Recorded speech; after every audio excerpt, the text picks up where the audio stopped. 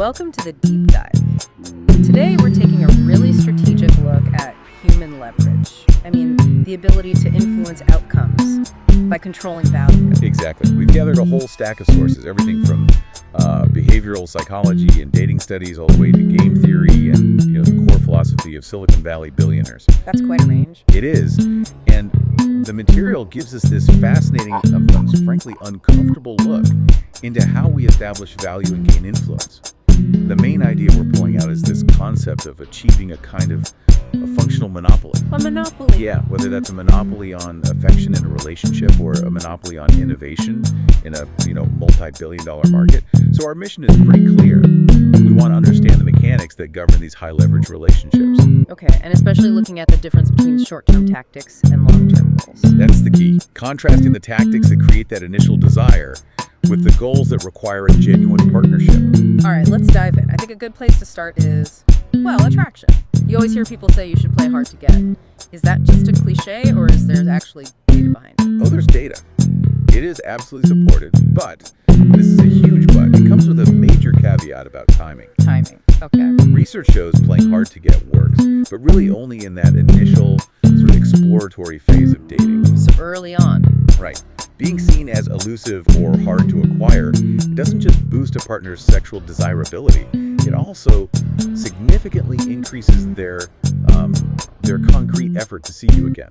So we're talking about more flirting, asking for dates? Exactly. More flirting, more compliments, a much higher likelihood of them asking you out. Basically, scarcity increases their investment. So if you seem like a scarce resource, the other person feels like they have to raise their bid, right? They commit more time, more energy to get access to you. Precisely. But this is where the strategy gets a little tricky. It pivots into psychology. And frankly, this is where we need to put up a big warning label. Why is that? Because this short-term tactic, it relies on a powerful hook called intermittent reinforcement, or IR. Ah, right. The slot machine effect, but for people. That is the perfect analogy. See, consistent reward teaches someone they can count on you. Consistent lack of reward teaches them to just leave. But be in between. But intermittent reinforcement, getting that reward sometimes, but you never know when, that is the strongest mechanism for addiction. Think about it. A slot machine that paid out every single time, you'd get bored. One that never paid out, you'd walk away. But the maybe keeps you pulling the lever. It keeps you pulling, desperately trying to figure out the pattern. That is pretty heavy when you apply it to a relationship. The person isn't addicted to the stability, they're addicted to the chase. And that's exactly why our sources point out that IR is almost always present in abusive dynamics. The person on the receiving end, the victim, they get forced into this state of withdrawal if they try to leave. They stay because they think they can crack the code. They're convinced if they just try a little harder or figure out the secret, they can make the reinforcement predictable again and get back some control. The uncertainty itself is the trap. And this leads us straight into what our sources are calling the transition rule. This feels important. It's critical. The rule is simple. Scarcity creates desire early on. So you're still in that competitive stage. But the moment you move into a committed partnership, The rules change. the rules have to change. Using those same tactics, being ambiguous, withdrawing, the silent treatment, it stops being a seduction tactic. It instantly becomes punishment. And that would just erode the foundation of the relationship. Immediately. It destroys the one resource that a long-term relationship can't survive without, which is trust. I think that's a really crucial point for anyone listening to get. You can't keep treating your partner like an opponent you're trying to win or a resource you have to manipulate. Right. For healthy commitment, you have to throw out that competitive playbook entirely. Which is why, I guess, some of these standard business frameworks, like a SWOT analysis or game theory, they don't really apply to healthy intimacy. They are fundamentally incompatible. Wait, really? SWOT feels like the gold standard for analyzing anything. Strengths, weaknesses, opportunities, threats. Why would that be harmful in a relationship? It's not the analysis itself so much. It's the assumption baked into those frameworks. Game theory and SWOT, they assume competitive dynamics by definition. So they treat your partner like an external force to strategize against. Exactly. Success is defined as you achieving your objectives, often in spite of your partner's interests. So you're accidentally putting yourself in a me versus them mindset. I'm optimizing for my survival, not our shared life. Precisely. A healthy, intimate relationship demands a total shift to positive sum thinking. It means you replace that strategic calculation with unconditional investment. The whole unit of analysis changes from me versus partner to us versus the world. If one person is losing, the US is losing. The whole system is losing. Okay, so if we're throwing out the competitive strategies, what are we supposed to be creating together? What keeps desire going after that initial scarcity buzz wears off? The data on this is, it's remarkably consistent. We looked at a large Dutch community study, and it focused on what's called dyadic sexual desire. So desire for your specific partner. And what did they find? Desire was positively associated with two key things: perceived intimacy and perceived partner responsiveness. Intimacy and responsiveness, so feeling close and feeling like your partner actually sees you and gets you, that's a pretty beautiful equation. It really is. Now, the study also confirmed what, many couples already know anecdotally. Higher age and a shorter relationship duration predicted higher initial desire. So that initial spark does fade a bit. It does, but the path to sustaining it is clear. You have to increase genuine connection and responsiveness. And of course, people bring their own baggage into this. Attachment styles must play a huge role here. Oh, a massive role. Anxious attachment, that fear of abandonment, the high need for closeness. It's positively correlated with sexual desire. It's often a drive for reassurance. And on the flip side, avoidant attachment is negatively correlated. Avoidance is all about pulling back from vulnerability, and since intimacy is the key to long-term desire, avoidance is like pouring a bucket of cold water on. Okay, so this is where the idea of value creation gets really interesting to me. It's not just about what you do inside the relationship, but how you manage the world outside of it. You're talking about relationship maintenance through inattention to alternatives. Right, this idea of self-expansion. Yes, it's where partners actively try to create new shared value together. Learning a new skill, traveling somewhere new, starting a project. Creating new territory for the U.S. What does that do on a biological level? The research here is pretty profound. They did a study where they focused on this self-expansion idea. And they found it led to significantly less neural activity in the brain regions that respond to attraction to the opposite sex. Wow. Less than a neutral condition. Less than neutral, and even less than a condition where people were just told to focus on feeling love for their partner. So you're saying actively building something new together literally trains your brain to pay less attention to attractive alternatives, like a biological defense mechanism. And a more powerful one than just consciously trying to feel loving. It locks in the partnership by reinforcing your merged interests. But even in this positive sum game, you still need boundaries, right? How do you stop one person from just being taken advantage of? That's the vulnerability of it, isn't it? If you throw out strategy, how do you stop being exploited? Exactly. Doesn't a lack of strategy become its own vulnerability? That's where boundaries come in. But they're not strategic weapons. They're self-preservation tools. You need them to avoid feeling used or neglecting your own needs. So it's not about reacting. No. The sources emphasize you should avoid reacting. Instead, you just clearly state your limits and assert your needs. Maybe suggest a replacement behavior. So my needs aren't competing with our needs. I have to preserve my own energy so I can bring my best self to the relationship. And that idea, preserving non-rivalrous value, that seems like a perfect bridge to our next section. It is. When you look at high-level strategy, the goal is always to get out of the competitive arena. When you set a boundary, you're exiting a competitive demand. And when Peter Thiel advises entrepreneurs, he's telling them to exit the competitive demands of the market. Okay, so let's zoom out to that world of high-stakes leverage and the worldview of the anti-mimetic strategist Peter Thiel. This is all from his work, 0 to 1. Right. Thiel's core philosophy is, it's ruthlessly simple. Avoid competition completely. Completely. True. Lasting value comes from creating something entirely new. That's the 0 to 1 innovation. If you're just doing what everyone else is doing, but a tiny bit better, you're stuck in a zero-sum war. That's the 1 to N approach.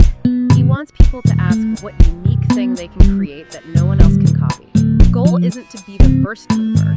It's to be the last mover. The last mover. The one who captures the whole niche and enjoys those non-rivalrous profits for years. He always uses this one comparison. The airlines and Google. Exactly. The airline industry. Super competitive, always fighting on price. They might bring in $160 billion in revenue, but their profit margin is like 0.2%. They just compete all the value away. It's gone. Yeah. Now, compare that to Google. Maybe less initial revenue, say $50 billion, but their profit margin is huge, over 20%. And as a result, Google is worth 3 times more than every single U.S. airline combined. Because it created a non-competitive monopoly. The value is in the non-rivalry. It is. But what drives that destructive rivalry we see everywhere else? What's the source of it? Well, for Thiel, that's where the French philosopher René Girard comes in. Girard's mimetic theory is central to his whole worldview. Mimetic theory. It posits that human desire isn't original, it's imitative. We copy our neighbors. We don't want something because it's intrinsically valuable. We want it because we see someone else wanting it. And as soon as two people start wanting the same scarce thing, they instantly become rivals. Instantly. And Girard had a great phrase for this. The narcissism of small differences. We fight the hardest with the people who are most like us, who want the exact same things we do. And Thiel saw Facebook as just a massive engine for this exact process. Oh, absolutely. Yeah. He called the platform doubly mimetic. It spreads by imitation. Your friends join, so you join. And then the content itself is all about creating comparison, desire, and rivalry. So when all that rivalry spins out of control, Girard argued there's one really dark mechanism that society uses to restore peace. The scapegoat. The scapegoat. In Girard's view, this spiraling mimetic violence is stopped by redirecting all that collective hate onto one, often innocent victim. Their expulsion or sacrifice brings order back to the world. Wow. That's a profound and pretty bleak idea, but for a strategist like Thiel, it's not a moral judgment, it's lawlessness. It's a social lever. That's it. For him, the mechanism is viewed pragmatically. It's a source of power you have to manage or deflect. Our sources cite his analysis of Occupy Wall Street, which he called a classic scapegoating mechanism, the 99% versus the 1%. The strategic goal is to avoid getting caught in that competitive crossfire. And that's why he pushes so hard for human agency. He hates the idea that success is just luck. He wants definite optimism. So instead of asking what's going to happen to me, you should be asking, how do I become less competitive so that I can become more successful? You're not a lottery ticket. Yeah. You can actually shape the future by creating non-rivalrous value. And if that Thiel-like strategy is all about creating an irreplaceable position, avoiding conventional rivalry, that's not just for entrepreneurs. We can see this in historical figures who mastered a kind of emotional monopoly. We can define that as strategically cultivating a singular, irreplaceable position, one that lets you leverage hidden psychological or social levers completely outside the normal competitive games. Cleopatra is probably the ultimate example of this. She wasn't playing the Roman game at all, was she? Not at all. She was using a completely different rule book. She inherited Egypt's incredible wealth and had to navigate the expansion of Rome.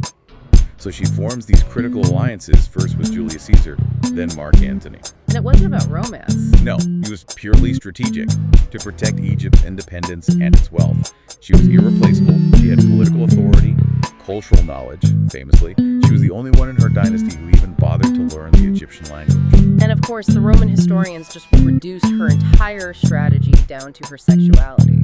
They tried to trap her in that zero-sum game of female rivalry, but she was always operating on that 0-to-1 level of high politics. Even her death, her suicide, was a final strategic move to maintain her own agency. Another amazing case is Diane de Poitiers from 16th century France. She was King Henry II's mistress and advisor, and she held immense power. She did. And she consciously stepped outside the rivalry of the royal court. The queen, Catherine de Medici, was stuck in the competitive game of producing heirs and court etiquette. Diane, on the other hand, created this unique position as the king's trusted, experienced advisor, his emotional anchor. That reminds me of the mechanism we saw with medieval queens exercising their power. It's a great parallel. Instead of competing directly with powerful male nobles, queens would often use religious patronage. They could award church appointments, for the manners they controlled. So it was a non-competitive way to build their own network of loyalty. A completely separate power structure, attracting educated men to their service. And back to Diane for a second. There's a really shocking detail that shows how far she went to maintain her unique position. The lengths people would go to. It's incredible. When French experts exhumed her remains in 2009, they found astonishingly high levels of gold in her hair. Gold. It confirmed the stories that she took drinkable gold for decades to preserve her youth. And it's what may have ultimately poisoned her. It just perfectly illustrates the extreme measures taken to maintain that emotional phenomenon. So when we put this all together, competitive dating, non-competitive partnership, market leverage, What's the bottom line? The central finding really is that long-term success, no matter the domain, it depends on exiting the zero-sum competitive game, getting out of that one-to-n approach. And creating something unique and non-rivalrous, the 0 to 1. Right, short-term leverage is built on scarcity and uncertainty. But real sustained value comes from certainty and shared self-expanding value. Teal's advice is pretty simple. Copy people who don't copy people. So the challenge isn't about winning the contest. It's about figuring out what unique value you can bring to a situation, an organization, a relationship that makes competition just irrelevant. And that leads us to our final provocative thought for you to think about. We established that partner responsiveness is key for maintaining desire. And Teal argues that real value comes from uncovering secrets or hidden truths. So the question is, what hidden truths, what secrets about shared vulnerability or shared desire are you and your partner avoiding? What is the thing that, if you finally unveiled it, could unlock a whole new, non-competitive stage of intimacy and growth? Think about that until the next deep dive.